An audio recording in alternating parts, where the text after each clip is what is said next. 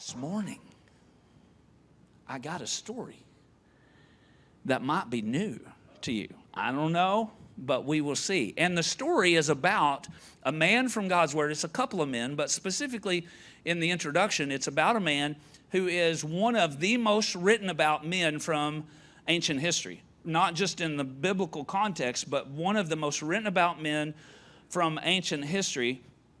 And this man was the second king in Israel. So Israel initially as a nation, as God was birthing this nation, they had judges, they had leaders, but they didn't necessarily have a king. And then the people clamored. They saw all the other nations had a king, and so they decided they needed a king too, so they wanted a king.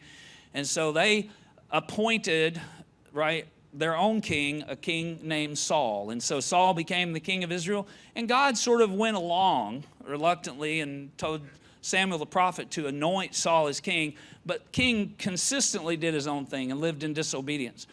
Saul, the king, ultimately then was disapproved by God, and God sent Samuel the prophet to go and anoint a new king. And he came upon the guy that is, again, a main character in our story today, the young man named David. Yeah, I know many of you knew. And so then there was David, and David was anointed as king as a boy, but he didn't actually become king until he was 30. And in fact, even in this period of waiting, he was very loyal to Saul. He was very helpful. He served Saul. He played his heart for Saul. He intentionally spared Saul's life even when Saul was coming after him. I mean, he was very honoring in the way that he approached King Saul. And there was a point in his life as a teenager that he went to the battle lines as a cheese hauler, but left the champion over Goliath. You know, some of those stories that we've actually talked about in the context of this series. Our story today, though, starts with David at a period of time when he has now been king for a quick minute. After it's 2 Samuel chapter 4 that tells us about a day when Saul was involved in disobedient battle, RW, and he and his son Jonathan, and in fact a couple of his other sons, died in battle. And in that moment, David took those that were loyal to him, and he became king over what we would call Judah, or the southern kingdom.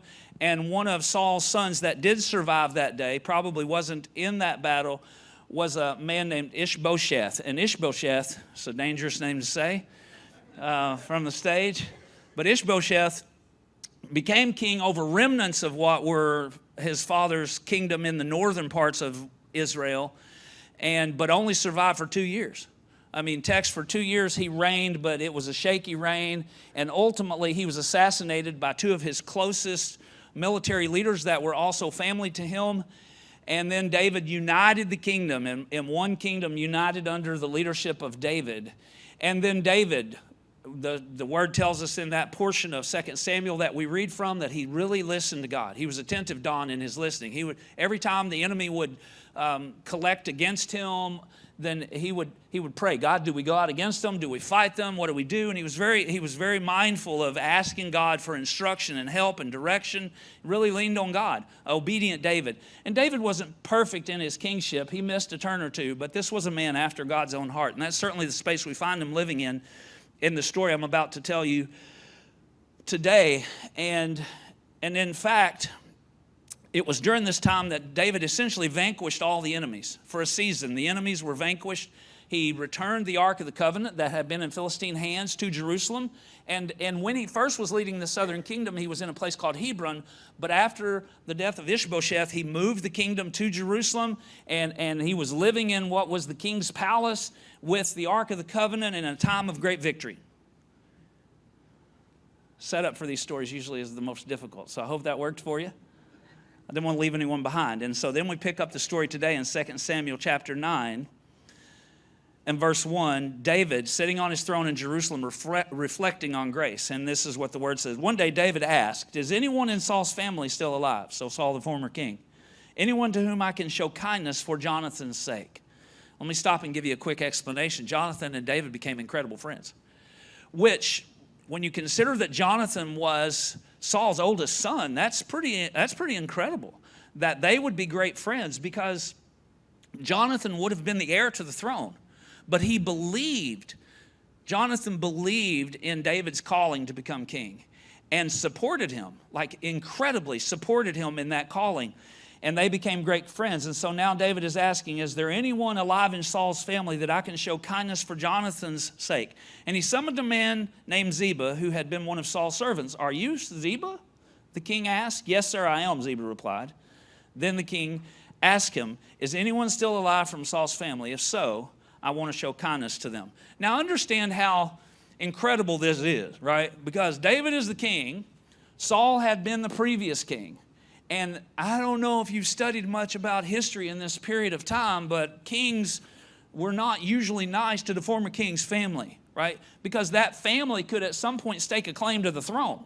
So in fact, what would have been common practice was if you took power, you would try to eliminate all the descendants, at least especially those, of any age at all, that were potential rivals, if you will, for your position of power.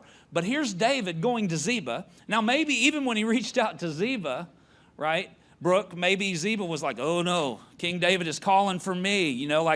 He's eliminated everyone else he can find, and now he's even eliminating Saul's servants. And maybe he was concerned, or maybe not. Maybe Ziba knew what a kind and benevolent king David was. And that is an accurate description of David. In fact, when the men that murdered Ishbosheth came to David and said, look what we did, we killed King Saul's son, he had them executed. Like, not only did he not go after Saul's family, but he held people accountable who did. He was a kind and benevolent king. And he really, in this story, is a king who had a redemptive reign, right? In fact, the title of this morning's message is A Reign of Redemption. I'll mention, not so much in passing, but in fact, today is what we call here at 828 Church Redemption Day. It's true, we named our church 828 Church after a passage in God's Word from Romans 8:28, which is essentially a passage about redemption. It's this, that life's not all good, right? So if someone says it's all good, that's a lie from the pit of hell. I don't know if you're paying attention, but it's not all good. But God's at work in all of it. Come on, somebody. God's at work in all of it for our good, to the good of those who will actually depend on Him, lean into Him, love Him, who are called according to His purpose. And we're all called, right? All are called. And David in this moment is living out a reign of redemption. He wants to see God's will and work done. That's what he's working for. He wants to see that restored in the lives of people. And so he's seeking out, is there a descendant of Saul that I can show kindness to? David didn't owe Saul's descendants anything. In fact, if they had had the expectation that he was hunting them down, they would have assumed he's hunting us down to kill us, when in reality he was hunting them down to show them kindness. You're supposed to make that little mind-blown thing right there. Blah. Right, a first takeaway for us to consider this morning, because this certainly relates to us as well in relationship to our King. See where I'm going? Is this: God is so good and gracious that He will literally hunt you down to show you kindness.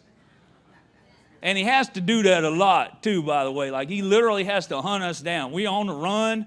We've been saying for a minute here at 828 Church, this goes, I reference this about every third week. And on purpose, by the way. I'm redundant for a reason, because I want us to remember. But back in the Face the Dragon series, Ray, we talked about you're going to run, right? When life goes hard. But be sure you run to God, not from God. All right, here it is again. Run to God, not from God.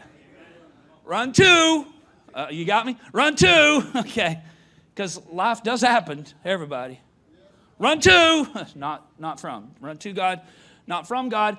But I can only imagine in this moment that Ziba is thinking, you're going to show his descendants kindness, because this is such a flip of the script. And I get it. I get it in this lost and broken world. We think when we've done someone wrong, like if we have enough conviction in our heart to realize we have not lived up to what God made possible for us, and we're not standing in the grace that's there for us, our tendency would be to think if God's hunting us down, it is not to show us kindness. But He's not like anyone else you've ever met.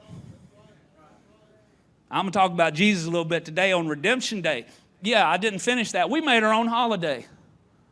Yeah, the church is named after the passage in Romans 8:28, and once a year, 8:28 shows up on the calendar, right? Yesterday was August the 28th, 8:28. We did have ice cream. And this is the nearest Sunday, so this is officially our Sunday to celebrate the power of redemption. And we see it in this story. Now, in David's case, his motive was the legendary friendship he had with Jonathan, which I think, Charlene, is interesting because I don't think it's so much a stretch to see that King David is a bit of a type of the father, and Jonathan is a type of the son, as in Jesus. And I don't think you push that metaphor too far, but there's a lot to understand about that. Like, the favor we have with the Father is because of the relationship we have with the Son.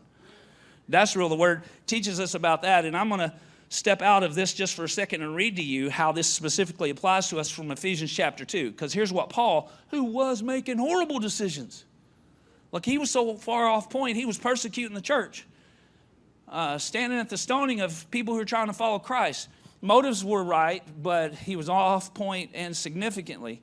Then God redeemed him in such a significant way that he ended up writing almost 2/3 of the New Testament. And he wrote to the Ephesian church and said this, and you, so it's not just me, Paul's saying, and you were dead in the trespasses and sins in which you once walked, following the course of this world, following the prince of the power of the air, the spirit that is now at work in the sons of disobedience, among whom we all once lived in the passions of our flesh, carrying out the desires of the body and mind, and we're by nature, this is like how we was born, you know what I'm saying?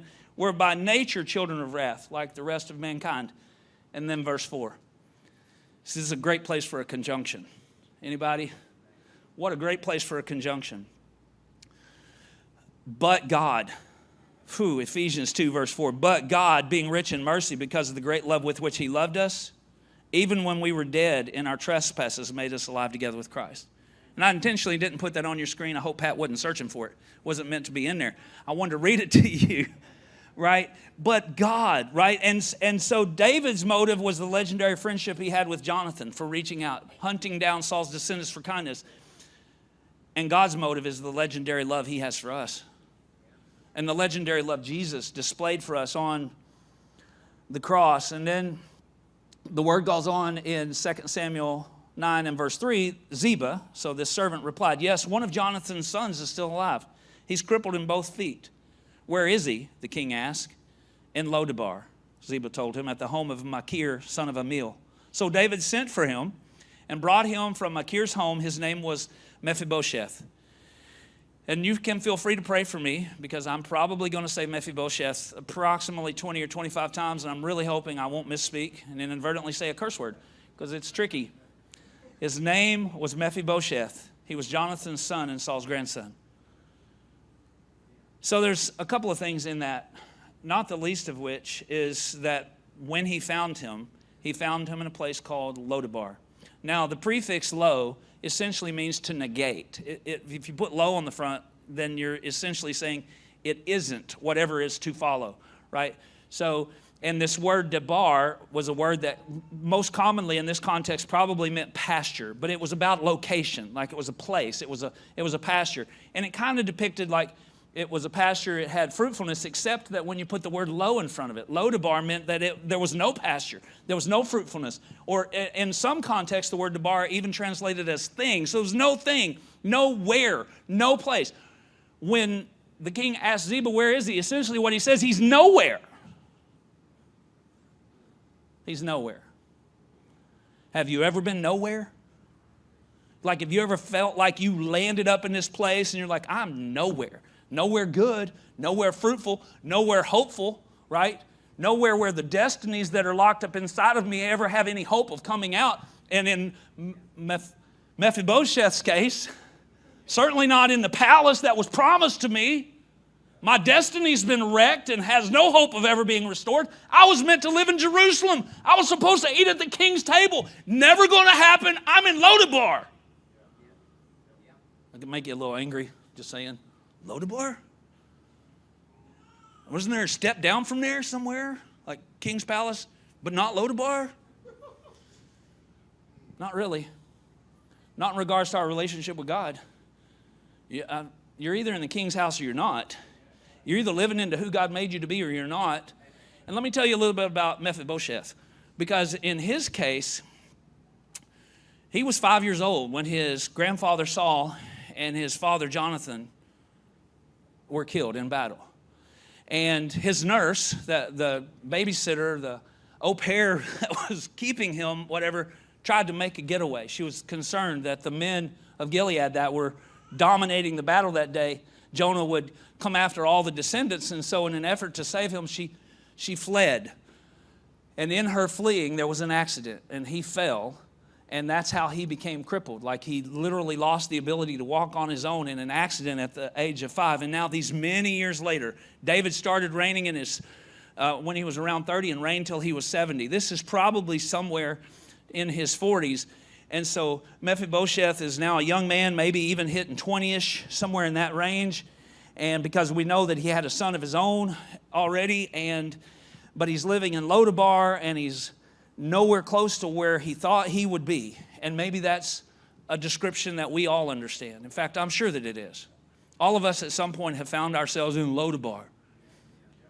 Sometimes Lo-debar is the place we go on purpose, right? It's the place we run.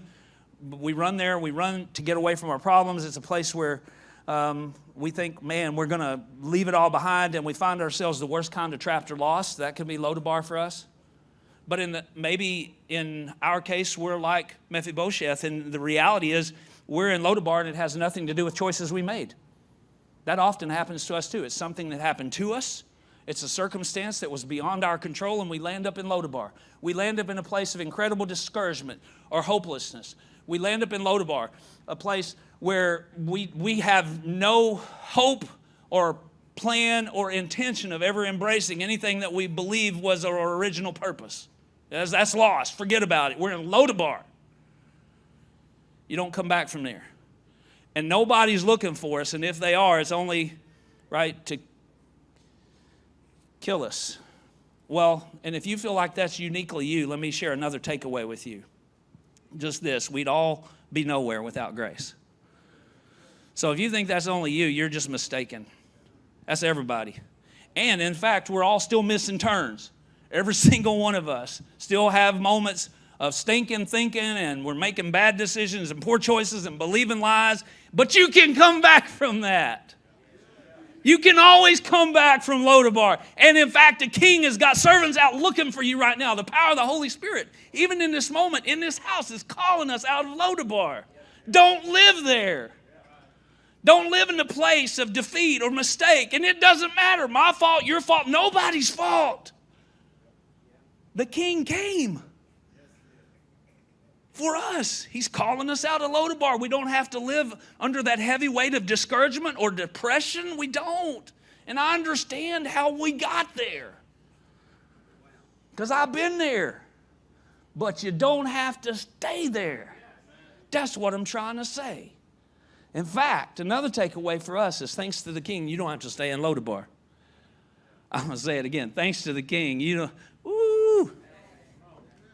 thanks to the king, you don't have to stay in Lo-debar. Otherwise, you would. You couldn't leave there. You couldn't get out of there on your own.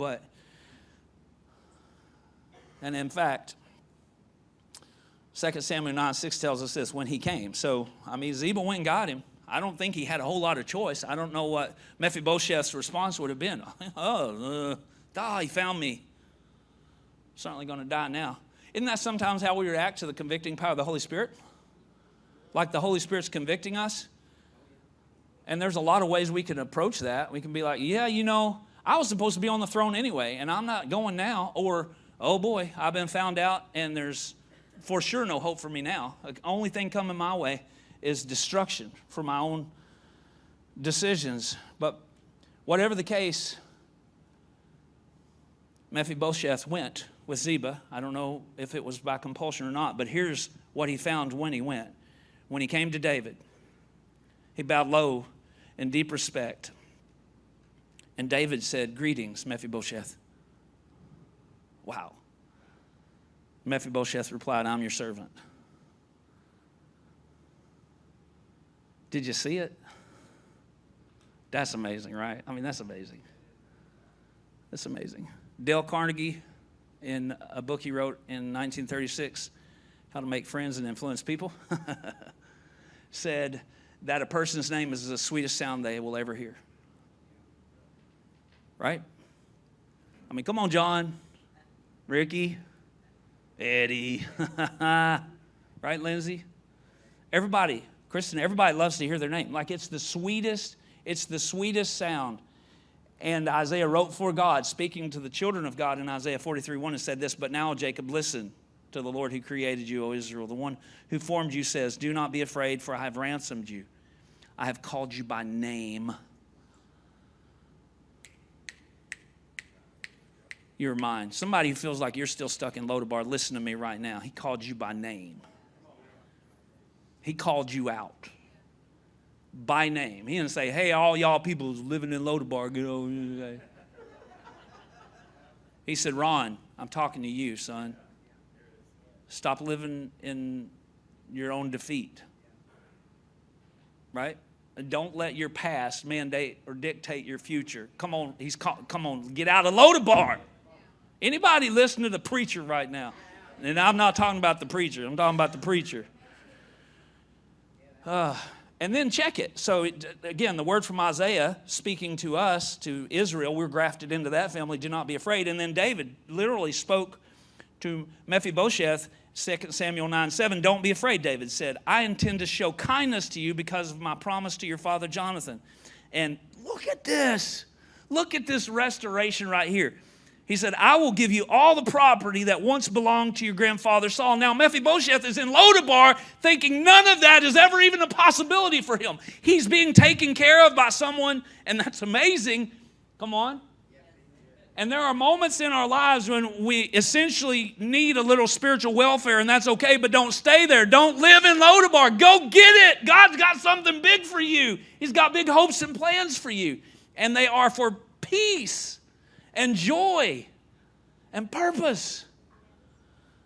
I ain't talking about stuff you have to file on your taxes about. That stuff's cool too, but that's not what I'm talking about right now. Woo, I'm speaking of something so much deeper, more significant than anything that can go on a spreadsheet. You understand what I'm saying? But this is an example of how that worked in his life. The things that were meant for him, the king, this amazing king, bent on redemption, a reign of redemption, restored. He restored. Like I said earlier, I mean, we're in the process of restoring a building. And it's cool. It's amazing to see as it's, as the work of restoration is happening. But it's all about the restoration of people. God's in the restoration business. I have a father-in-law that loves antique cars. I share about him sometimes here. Karen's dad, Jimmy. You can continue to pray for him. Excuse me. He starts another round of radiation soon. He's been fighting bladder cancer, but he's a great guy. Love him. Maybe he'll watch. Love you, Jimmy. But he has antique cars. He has a 37 Chevy. He's got a 56 Bel Air, and he's always loved old cars. And when I was a younger man and I got to spend more time just randomly going places with him, or more likely he was going places with me and our, at that time, elementary age boys, we'd be driving along and he would stop, pull over on the side of the road. He's pointing at some vehicle out there in a field with a tree growing through the trunk. Look at that 58 Studebaker, And he didn't see a car in a field with a tree growing through the trunk. He saw a 58 Studebaker. I'm just telling you, when God sees you, he doesn't just, he sees what you are, but he sees what you are made to be. He's a God of restoration. And I love that David in this story is restoring things that Mephibosheth would have given up on. And he said, and check this, and you will eat with me at the king's table. If you will respond right to the invitation of the Lord today, you have a seat at the king's table. You don't have to eat this mess. Careful. I mean, what are you feeding yourself right on? Your spirit, the who you are from the inside out. What are you eating? Regarding God, I feel like sometimes, and I don't take this term lightly, anorexia is a real thing, and we have friends that we pray for that have battled that historically. But spiritual anorexia is a real thing too. Sometimes the thing we need the most is the thing we want the least. You've got a seat at the king's table. Don't get caught living the life of the prodigal son who was eating slop when he had a seat at the Father's house waiting for him to come home. Wow. An invitation to the king's table. David, the king, spoke with authority to someone who many would have perceived to be his enemy. I'm going to tell you something else this morning. You are not God's enemy. You are not. You may have seen yourself at times as his enemy. I'm anti-God. I'm working against him. Wherever you land on what you believe about who he is, he's still after you. He still loves you. He still wants a relationship with you. And he saved a seat for you. There's a place at his table. And at that place you find peace and joy and health and wholeness. I need to eat better physically. I will admit it. Yeah, I got the attention of some healthy people. I saw y'all look up at me right then. I saw you. Yes, he does. I wish he would let me. I saw you over there, Mackenzie Green. I saw you. I know. I'm going to tell you something, and I do. And that's good, and it's all connected. But let me tell you something. Watch what you eat. Watch what you eat. You got a spot at the king's table. It's so powerful. And then he, Mephibosheth, paid homage and said, "What is your servant that you should show regard for a dead dog such as I?" And that seems pretty negative, and in a sense it is. And I'm sure David, David was in the process of restoring him. But it was, in a sense, necessary, too, that Mephibosheth realized that without the grace of the king, he would be completely lost. He would have been, and so would we. But we don't have to embrace that identity. Here's today's big takeaway. I'm going to roll this up. God's kindness, I jumped ahead of myself. The question isn't, will God show us kindness? Today's big takeaway. The question isn't, will God show us kindness? But rather, what will we do when he does? I just spent a solid 25 minutes talking about how God's hunting us down to show us kindness. But that's not the big question. If that's the question you're still asking, and we can talk later, let's get some coffee, but I'm telling you, that's who he is and that's what he does. That's not the question. The question isn't will God show us kindness, but what will we do when he does? I'll say it again, run to, not from. Mephibosheth, he received what the king had to give. The king then summoned Saul's servant Ziba again and said, "I have given your master's grandson everything that belonged to Saul and his family." Incredible. Somebody say incredible. That's incredible. Because Saul, I don't know if you heard me earlier, he was the first king in Israel. I'm just saying he had a little bit. He didn't give him a tiny bit. He gave him Saul, all that Saul had. And then he says to Ziba, "You and your sons and servants are to farm the land for him to produce food for your master's household. But Mephibosheth, your master's grandson, will eat here at my table." Ziba had 15 sons and 20 servants. I'll touch this quickly and move on, but there's something in that, Miss Kathy, that really impresses me too. Because honestly, and this has nothing to do with me being a pastor, this has everything to do with me being a brother, a husband, a dad, and a pawpaw. But I recognize that my redemption and restoration has residual effect on the folk that I love.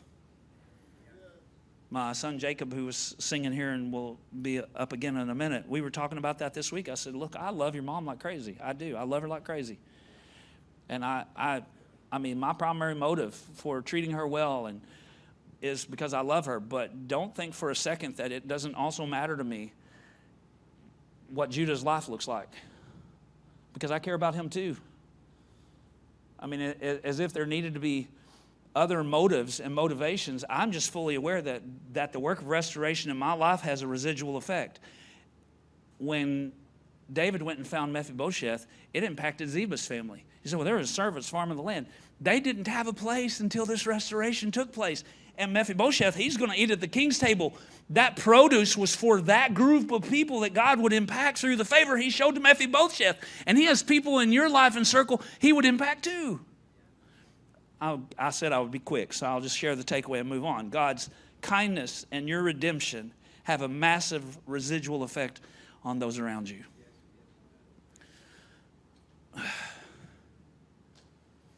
I think in Christendom, if we ever think it's just about us, we've missed one of the most beautiful parts of embracing God's purpose. I'm seeing Chris Sterrett back there sitting with his amazing family. Just let God work. And Ziba, verse 11, said to the king, yes, my lord the king, I am your servant. I'm sure he said it with a huge smile. Yes, yes, yes, yes. All of this has been restored to us as well. Yes, my lord the king, I am your servant, and I will do all that you have commanded. And from that time on, Mephibosheth ate regularly at David's table. And check this, as one of the king's own sons. So he wasn't just a guest at the table, but he was seated at the table as a son. There's a place at the table for us as real family, like as a son and a daughter, right? As a priest and king, as a priceless princess. When we were raising Isaac and Jacob, who are now 30 and 31, so it's almost their turn to raise us. It's getting close. Jacob's back there going, we already are. It's probably. But there were times, when, especially as teenagers, and they were good. They were always good dudes. But there were times when the challenge that Karen, my wife, their mom, would give them was, remember who you are. You're a son of the Most High God. And you treat yourself that way. Right? You remember who you are. You're a son with a seat at the king's table. And don't let anyone tell you something different than that. She also used it as a motivator for how they would treat the ladies in their lives. Those are priceless princesses, and you better treat them like that. Right? Something about, we say it here all the time, something about knowing who and whose we are. It releases so much in our lives. Sets our destiny. It does a lot for our attitude and decision making when we just simply remember. In Mephibosheth's case, man, it was like David said, welcome to the family. Welcome to the family. Welcome to the family with all its privileges and protections. And he needed that too. Not here to kill you. I'm here to show you kindness. And Karen and I, in our early marriage, and it certainly hasn't all been perfect by any stretch of the imagination. We've had some pretty big hurdles to overcome, mostly me. And I joke, that the biggest issue with our first year of marriage was that I thought it was great. And I found out later it wasn't, because she told me. It was good for me. There was so much to work on. And we were trying to discern, how do you do this? How do you live into who God made you to be? And then try to do the best thing for your family and, try to protect space for each other. And we came to this conclusion that the answer was the same for both. Follow Jesus. How do you be who God made you to be? Follow Jesus. Like, live into who God made you to be. And that's actually the best choice you can make for contentment in your own heart, for health in your relationships, for any hope of raising godly kids. Do you go, okay, well, we're gonna really serve in the church, and we're really gonna follow Jesus, and but we gotta make some decisions that are just, me-centric or family-centric. Follow Jesus. Live in the king's house, sit at the king's table, do what God calls you to do, and watch God take care of you. Watch God take care of you. He'll call you out of Lo-debar, and he will put you at a seat in the king's table. You will be back in Jerusalem where you never thought you could be. I already messed it up too much. Too much hurt in history to ever hope. That would be true if it weren't for the reign of redemption that Jesus has put in place. I'm not talking about David anymore. I'm talking about the King of all kings. The ultimate redemptive and benevolent King, the Christ. The most important decision you'll ever make is the next decision you make to follow Jesus. We made a decision that we would just, we would do our best to follow Jesus and trust him, and we reckoned that he would take care of us. Has that always been easy, and has it always felt right? No, not so much, but man, has God been faithful. Verse 13, wrapping us up here. 2 Samuel 13, Mephibosheth, who was lame in both feet. He did have a son. That was mentioned in verse 12. I skipped over that. But Mephibosheth, who was lame in both feet, lived in Jerusalem. I cheated ahead. I already told you this. Taking all his meals. I like that too. Like he didn't, I'm kind of tired of this food. Let me go see what somebody else has to put in here. Protect this. Protect it. Above all else, it's the wellspring of life. Protect this. Protect it. He had all his meals at the king's table. He didn't eat anywhere else.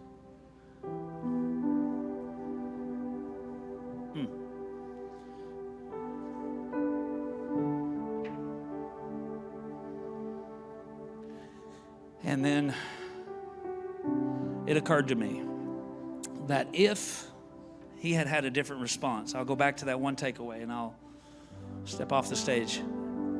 The question isn't, will God show us kindness, but rather, what will we do when he does? What if he had said, this throne's supposed to be mine? Like, I'm the captain of my own fate, and I did this. Last week, talking about building a house on the sand, and I shared about, built it with my own two hands and wondering why it didn't work, right? Unless the Lord builds the house, those that labor in vain. Well, this week's version of that same truth is this. Even if Mephibosheth had somehow managed to become the king after Saul and after his deceased uncle, if somehow he had been able to take the throne, he couldn't have held it. I don't know what you know about kings and kingdoms, but if you're not a strong king, you're a dead king. And he had no hope.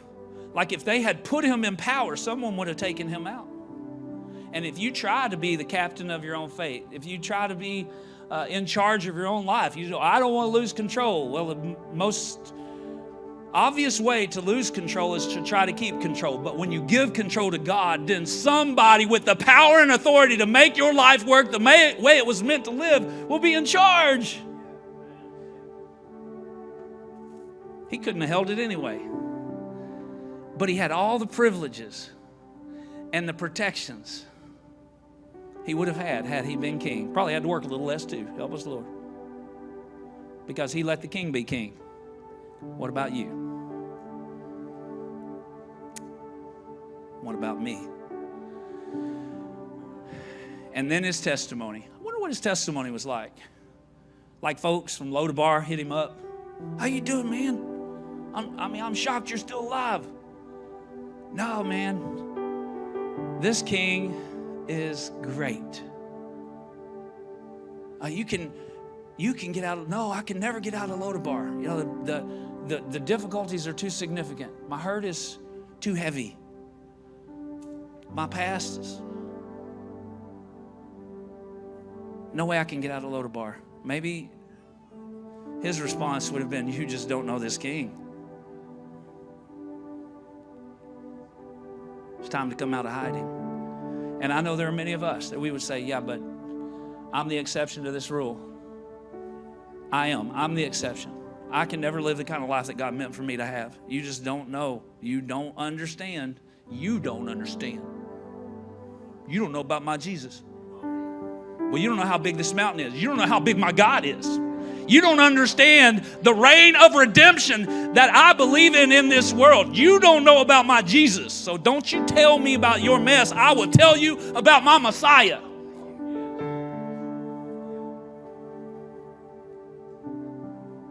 You don't have to stay in Lo-debar. You don't have to live lost and broken. You can find peace, you can find hope, and you can find help in the person, Jesus.